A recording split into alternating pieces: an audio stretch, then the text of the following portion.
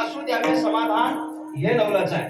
आपल्या अंतःकरणात समाधान समयासी सादर व्हावे आणि देव ठेवील तैसे राहावे, त्या पद्धतीने राहिलं पाहिजे. म्हणून तो कसा असावा? वरते समाधानी. तिसरी गोष्ट समाधानी असला पाहिजे की मग त्याला साधू भेट देतील. आणि शेवटची गोष्ट त्यांनी सांगितली आहे जाणोनी नेणता. जाणोनी नेणता म्हणजे काय? जाणोनी नेणता म्हणजे सगळं कळत असून सुद्धा मला काहीच कळत नाही अशा भावनेवर जो राहतो त्याला जाणोनी नेणता असं म्हणतात. जाणणे म्हणजे कळणं आणि निर्णय म्हणजे न कळणं. बरोबर? मग सगळं माहिती आहे, सगळं कळतं, पण तरी राहतो असा जसा आपल्याला काहीच कळत नाही, काहीच कळत नाही.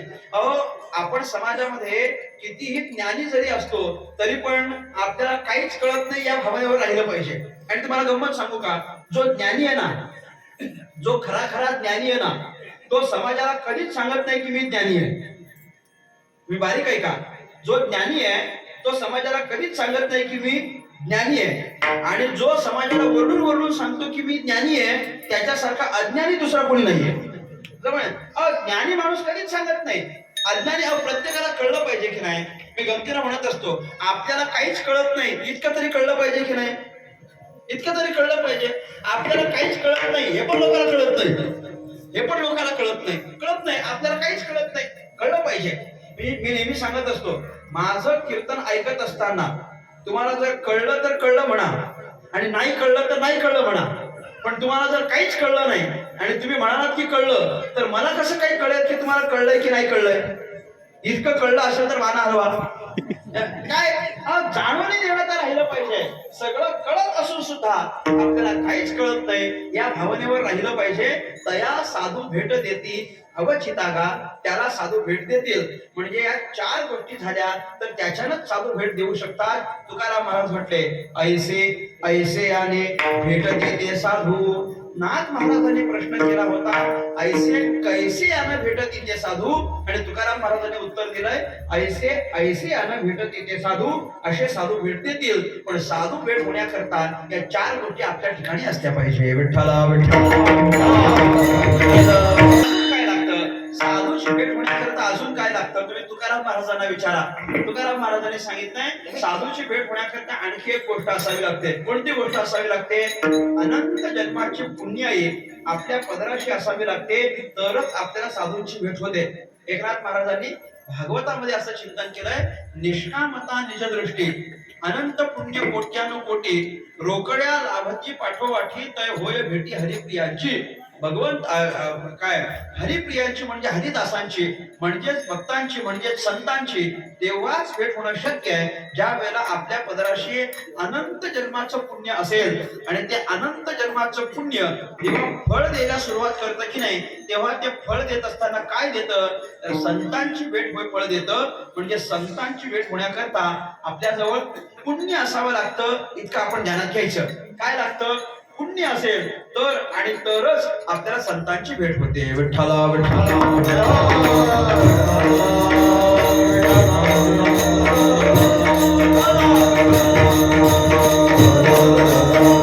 महाराजांचं प्रसिद्ध प्रमाण आहे तिळे तिळे पुण्य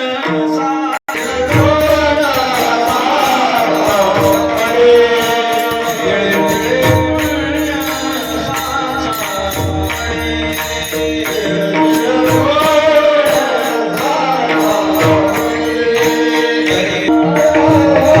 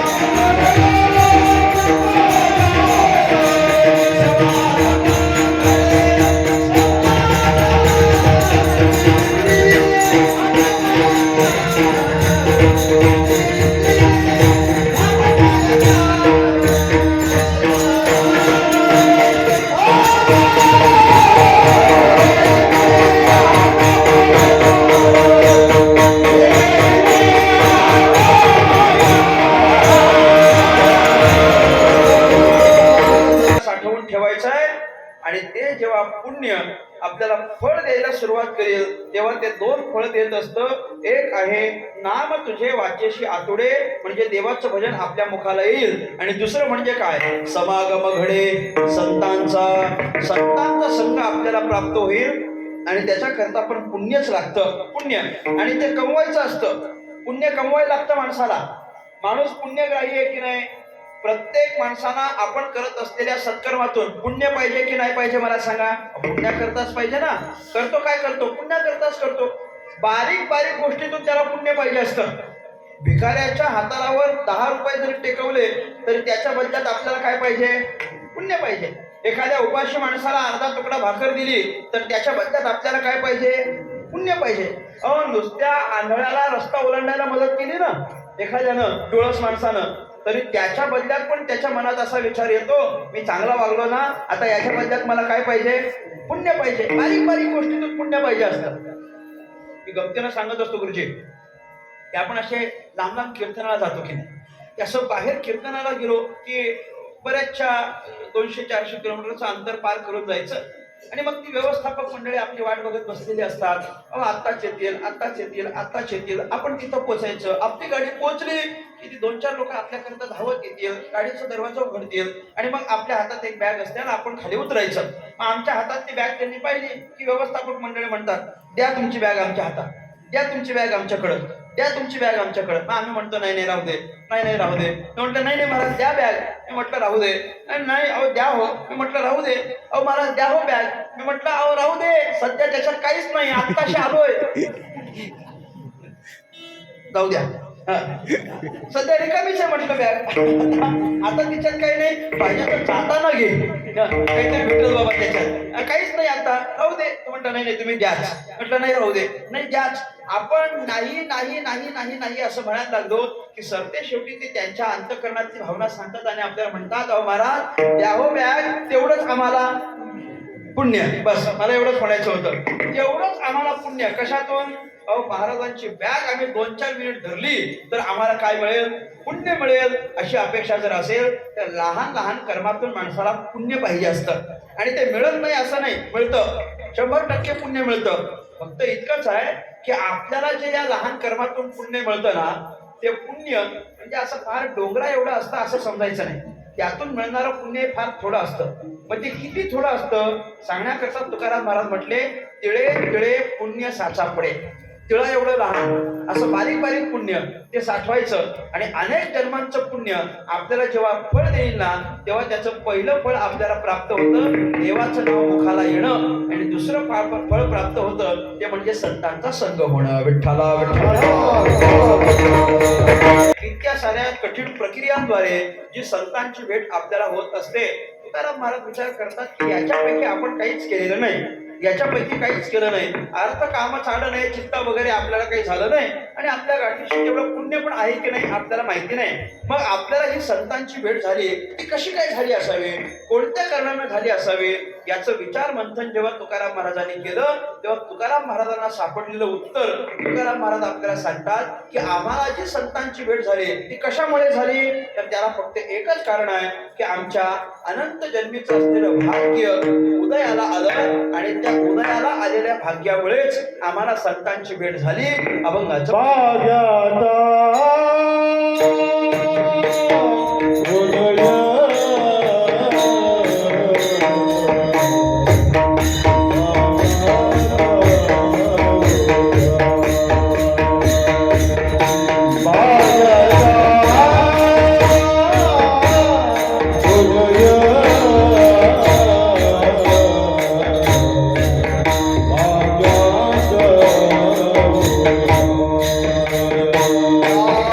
Bye.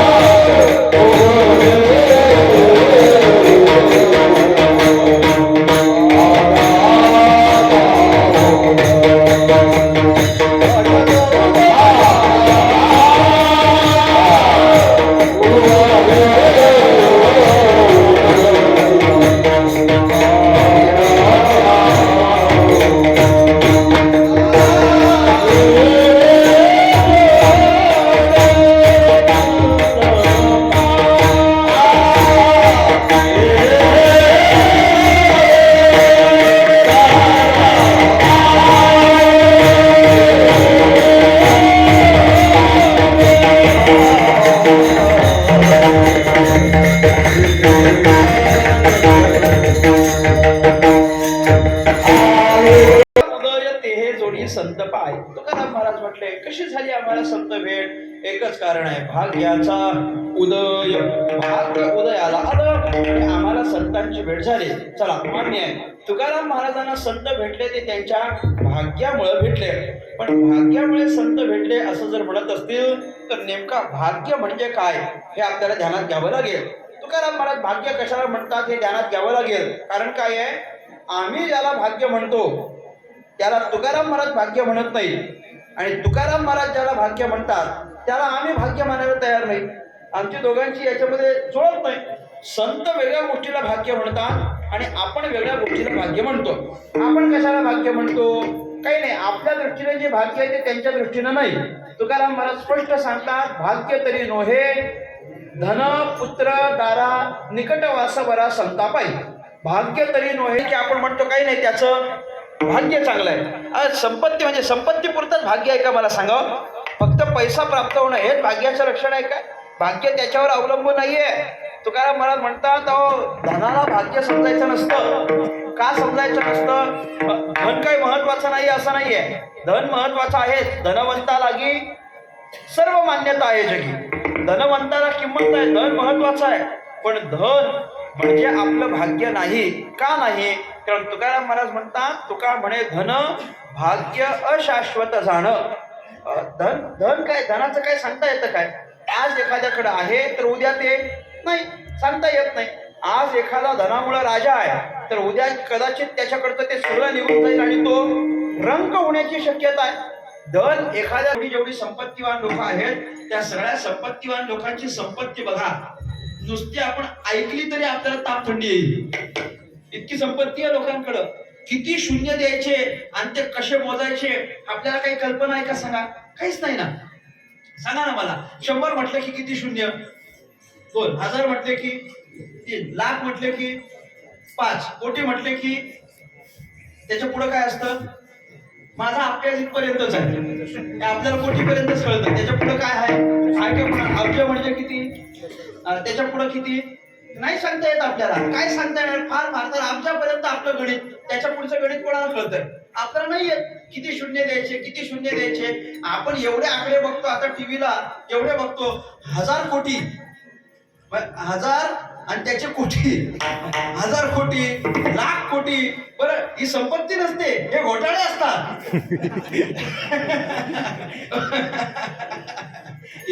हे घोटाळे झाले. घोटाळे जर इतके असते तर संपत्ती किती? विचार करण्यासाठी एवढ्या 1000 कोटींचे तर नुसते घोटाळेच आहेत. मग घोटाळे इतके मोठे तर संपत्ती त्यांच्याकडे किती असेल विचार करायला काय मोजता येते काय? आणि त्यांनी प्रयत्न केले तरी संपत नाही. प्रयत्न केले तरी संपत नाही. अहो जाऊ द्या, तुमच्याकडच्या निवडणुका आहेत की संपल्या? आहेत ना? जिल्हा परिषद बाकी आहेत, जाहीर झाल्यात का त्या? नाही झाल्या ना? मग बोलतो. ते तो बोलत नको काही बोलायला. मला सांगा, त्याच्यामध्ये किती पैसा खर्च करतात ही मंडळी? किती पैसा खर्च करतात? मग संपतो का त्यांचा? पैसा खर्च केला तरी नाही ना संपत. आहे ना, संपतच नाही. ज्याच्याकडे आहे त्याचा संपत नाही. एक काल्पनिक दृष्टांत आहे गुरुजी, काल्पनिक आहे. काय झालं, एक घराणं श्रीमंत, इतकं श्रीमंत की काही मोजमापच नाही. आणि त्या श्रीमंत घराण्यामध्ये एकुलता एक मुलगा जन्माला आला. एकुलता एक, तो मोठा झाला, लग्नाचा झाला. आणि त्याने इतकी संपत्ती बघितलेली, इतकी संपत्ती भोगलेली, भोगून भोगून भोगून त्याला त्या संपत्तीचा वीट आला, कंटाळा आला. अरे किती संपत्ती, कंटाळा आला त्याला.